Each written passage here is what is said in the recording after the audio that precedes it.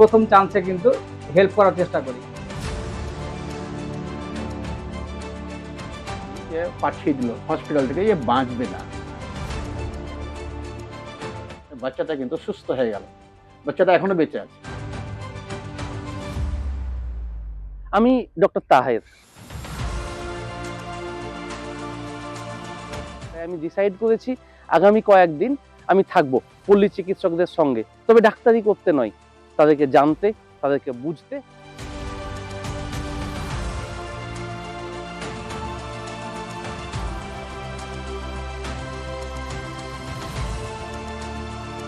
সময় লাগবে।